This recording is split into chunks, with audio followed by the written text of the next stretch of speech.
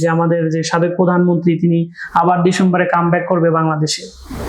আসলে আপনার যখন আপনি ফেসবুকে ঢুকবেন, তার যে মানে কর্মী সমর্থক তারা বলতেছে আফা আসছে, মানে আফা আসবে, বাংলাদেশ আসবে, সে কেবিটা আইতেছে।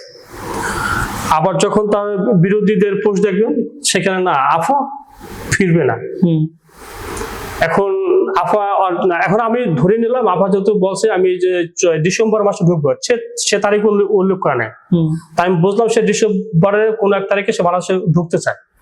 এখন তার যে ঢোকার প্রসেসটা কি, তার যে আসলে পাসপোর্ট ছিল, সে কিন্তু পাসপোর্ট রাখে পালাইছে, এবং তার যে ডিপ্লোম্যাটিক মানে কূটনীতিক একটা পাসপোর্ট আছে, সেটা কিন্তু বাংলাদেশ সরকার ইউনিট সরকার এসে ওটাকে বাতিল করে দিয়েছে।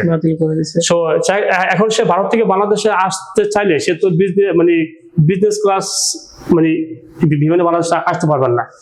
তাকে আসতে হলে আপনার বাংলাদেশের সরকারের কাছে ট্রাভেল পাসের অনুমতি চাইতে হবে। এখন সরকার কি এই ক্ষেত্রে ট্রাভেল পাসের অনুমতি দিবে?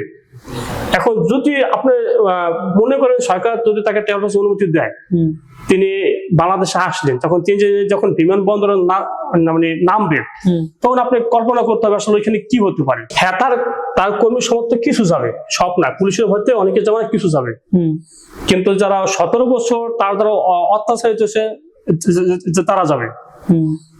তারা যাওয়ার কারণে নতুন কিছু লোকজন বাংলাদেশকে লুটে খাইতেছে, যারা যাবে।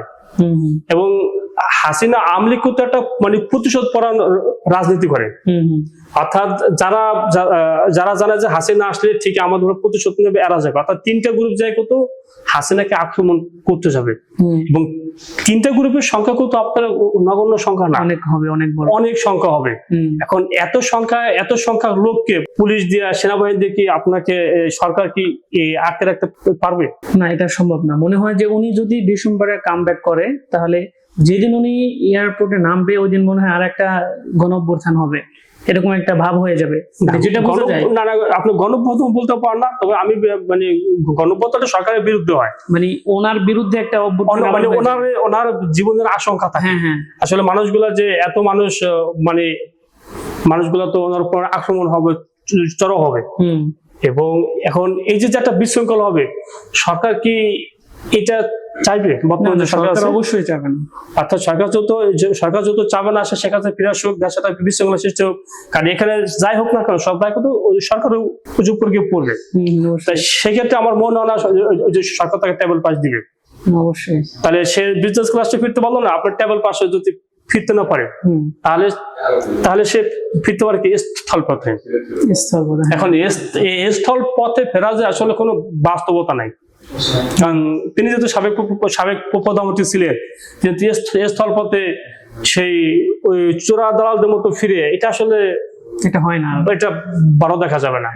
তো আমি বিশ্বাস করি আসলে তিনি তখনই ফিরবেন যখন সরকার এবং ভারত সরকার, দুই সরকার আপনার রাজি থাকবে, এবং দুই সরকার প্রত্যাবর্তনে সম্মতি দেবেন, আমরা তিনি তখনই ফিরতে পারবেন।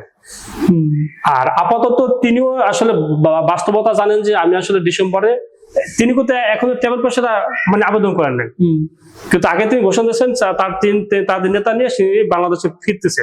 আমার মনে হয় এটা তার একটা রাজনৈতিক স্টানবাজি, তার দলটাকে চাঙ্গা রাখে, বা সে আসলে পরিস্থিতিটাকে মানে পর্যবেক্ষণ করতেছে, আসলে আমার নেতা কর্মীরা কতটা সক্রিয়, মানে আমি যদি বাংলাদেশে ফিরতে পারি আমাকে তারা কতটা সেফ দিতে পারবে, আমার কাছে ঠিক এমনটাই মনে হয়।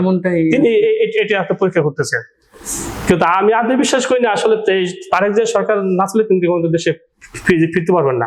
আসলে এটার বাস্তবতাও কিন্তু ফেরার পক্ষে না।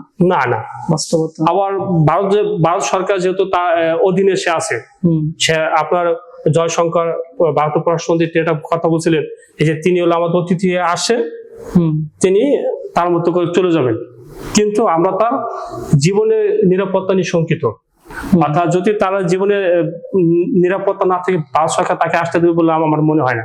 আসলে তিনি ফিরবে এটা তিনি বলতে পারে, কিন্তু বাস্তবতা যদি মিলিয়ে দেখা যায়, খাতা কলমে মিলালে আসলে তার ফেরাটা একেবারে অনুচিত বা, অনুচিত এটা আসলে বাস্তব না। তার জন্য খুব আত্মঘাতী। হ্যাঁ অবশ্যই, মানে তার জীবনের জন্য একটা রিস্ক হয়ে যায়। হয়তো ওই যে আপনি যেটা বললেন, তার দলটাকে চাঙ্গা রাখা, তার নেতা কর্মীদেরকে একটু চাঙ্গা রাখার জন্য মাঝে মধ্যে দুই একটা বোমা ফাটাতে হয়, হয়তো তিনি এরকম কোনো একটা বোমা ফাটিয়েছেন। পাঠিয়েছেন, আবার দলের লোকজন কেমন সক্রিয় আছেন। হ্যাঁ এরকম কিছুই হবে। যদিও তার দলের লোকজন, যে নেতা কর্মীরা আমাদের এখানে যারা আছে অলরেডি সবাই পদত্যাগ করতেছে, হুম হুম